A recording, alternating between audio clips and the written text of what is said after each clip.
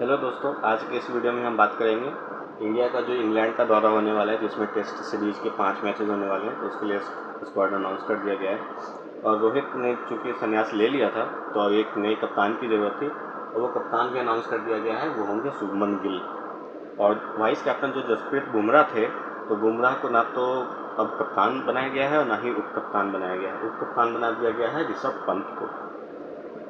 काफ़ी अटकलें थी कि जसप्रीत बुमराह को कप्तान बनाया जाना चाहिए था, लेकिन अजीत अगरकर ने ऐसा बोला है कि क्योंकि बुमराह आपको 5 मैचेस नहीं खेलने वाले हैं वर्कलोड मैनेजमेंट के लिए, तो वो एक ऐसा कप्तान नहीं चाहते थे, इसलिए बुमराह को उन्होंने कंसीडर नहीं किया।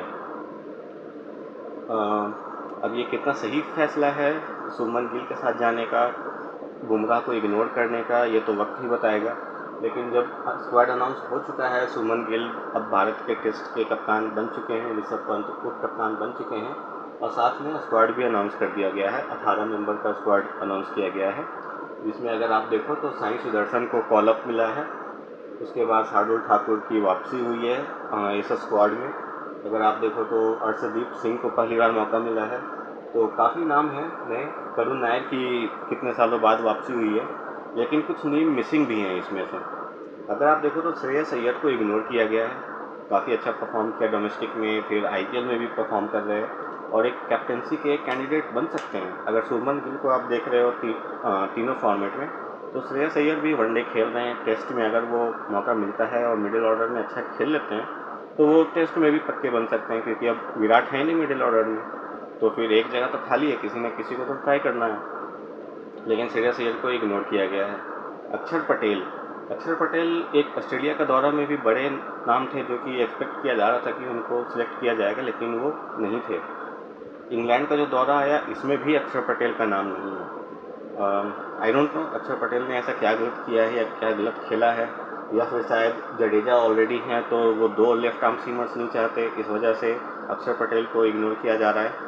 बट जो भी है, अक्षर पटेल मेरे हिसाब से शायद होते तो बेहतर होते, क्योंकि जितने भी टेस्ट मैचेस खेले हैं अच्छी बल्लेबाजी की है। गेंदबाजी तो खैर वो अच्छी करते ही हैं। और जो तीसरा नाम जो शायद इस स्क्वाड से मिसिंग है, अगर आपने ध्यान दिया होगा, तो वो है सरफराज खान।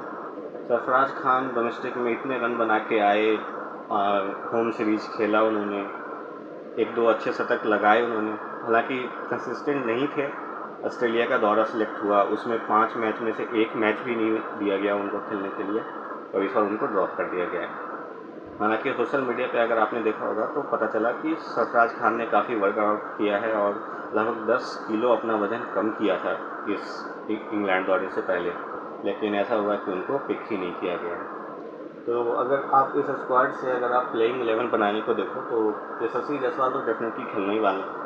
केएल राहुल शायद ओपन करेंगे, क्योंकि ऑस्ट्रेलिया का अगर आपको याद होगा तो केएल राहुल ने अच्छी ओपनिंग की थी, उसकी वजह से रोहित शर्मा को नंबर 6 पे खेलना पड़ रहा था, वो ओपन नहीं कर पा रहे थे।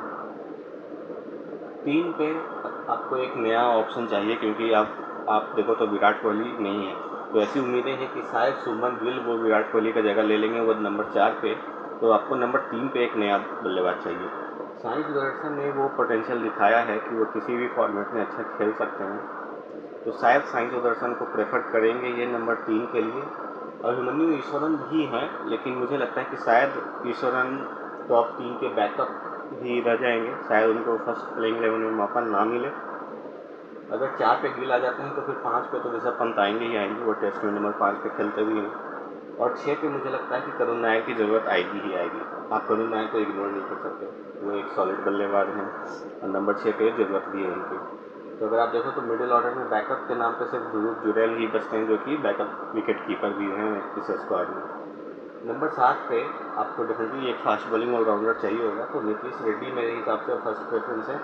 शार्दुल ठाकुर को लिया गया है स्क्वाड में, लेकिन मुझे लगता है कि ठाकुर शायद नीतीश रेड्डी के बैकअप ही रह जाएंगे।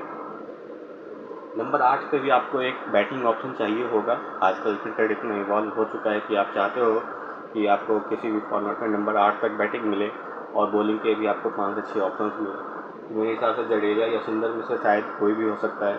शायद टीम मैनेजमेंट ये देखेगी कि इंग्लैंड के जो प्लेइंग 11 में कितने लेफ्टीज हो सकते हैं। अगर ज़्यादा लेफ्टीज हैं तो शायद वाशिंगटन सुंदर होंगे, अगर कम लेफ्टीज हैं तो शायद रविंद्र जडेजा को प्रेफर किया जा सकता है। कुलदीप यादव को पिक तो किया गया है, लेकिन मुझे उम्मीद नहीं है कि कुलदीप यादव फर्स्ट प्लेइंग 11 का हिस्सा होंगे। हाँ, अगर जैसा ये सोच रहे हैं वैसा नहीं होता है, इंडिया मैच हार जाती है, तो फिर शायद कि मैनेजमेंट सोचे कि नहीं, अब कुलदीप यादव को ट्राई करते हैं एकमात्र स्पिन ऑप्शन में, और हो सकता है नीतीश रेड्डी और शार्दुल ठाकुर दोनों खेल जाएँ नंबर 7 और नंबर 8 पे, ताकि आपको बैटिंग भी मिल सके। मोहम्मद शमी नहीं है। मोहम्मद शमी को ऐसा रिपोर्ट आया कि वो टेस्ट क्रिकेट खेलने के फ़िलहाल इतने फिट नहीं हैं। वो वनडे T20 खेले, वनडे चैम्पियंस ट्रॉफी खेले, T20 IPL में खेले, अच्छा कर रहे थे, लेकिन शायद फिटनेस की कोई इशू है जिसकी वजह से उनको सेलेक्ट नहीं किया गया कि वो शायद टेस्ट क्रिकेट में उतने लंबे स्पेल्स नहीं डाल सकते, और ये तो 5 मैच की सीरीज़ है।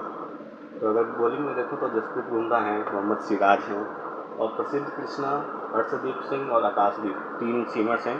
शायद इन तीनों में से किसी एक को प्रेफर करना हो तो शायद प्रसिद्ध कृष्णा को प्रेफर कर सकती है टीम। हालांकि कुछ और ऑप्शंस भी थे कि शायद आप खलील अहमद को ले सकते हो या यश दयाल को ले सकते हो, लेकिन अर्शदीप सिंह एक लेफ्ट आर्म पेसर में सबसे आगे निकल गए। अंशुल कंबोज का भी नाम आया था, कुछ कमेंटेटर्स तो बोले थे शायद दीपक चहर का भी नाम आ सकता है, क्योंकि इंग्लैंड की जो कंडीशंस होती है वो स्विंगिंग कंडीशंस होती है, उसमें दीपक चहर ही इंडिया के पास एक्टिव ऐसे बॉलर हैं जो स्विंग बॉलर हैं। ये भुवनेश्वर कुमार के बाद अगर आप देखो तो ऐसा कोई बॉलर है नहीं जो दीपक चहर से बेहतर स्विंग करा सकता हो।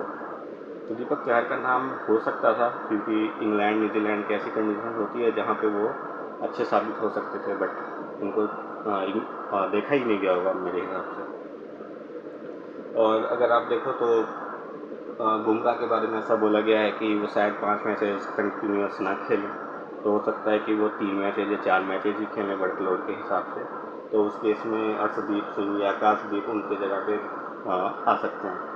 एक चेंजेस शायद एक और हो सकता है, वो है करुण नायर का, कि अगर करुण नायर परफॉर्म नहीं कर पाते हैं या टीम मैनेजमेंट किसी और प्लान को देखती है और करुण नायर उस प्लान का हिस्सा नहीं होते हैं, तो हो सकता है नीतीश रेड्डी 6 पे आ जाएँ, उसके बाद जडेजा या सुंदर में से जो भी खेल रहा होगा नंबर 7 पे आ जाए, और शार्दुल ठाकुर 8 पे आ जाएंगे। तो उस केस में क्या होगा कि आपके पास नंबर 8 तक बैटिंग तो होगी, आपके पास 6 बॉलिंग ऑप्शन हो जाएंगे। फिर आप कुलदीप यादव को भी आप प्रसिद्ध कृष्णा या किसी फास्ट बॉलर के जगह पे खिला सकते हो। तो प्लेंटी ऑफ ऑप्शंस है, बैटिंग यूनिट में ज़्यादा ऑप्शंस हैं नहीं, तो इसी में से आपको पिक करना है। ध्रुव जुरैल तो शायद फर्स्ट प्लेइंग 11 का हिस्सा नहीं होंगे, वो बैकअप कीपर नहीं है। ईश्वरन के भी चांसेस कुछ खास नहीं है, तो मेरे हिसाब से बैटिंग तो यही होनी चाहिए। बॉलिंग में मल्टीपल ऑप्शंस हैं, क्योंकि आप जानते हो कि लगातार 5 टेस्ट मैच खेलना इतना आसान नहीं होता किसी फास्ट बॉलर के लिए।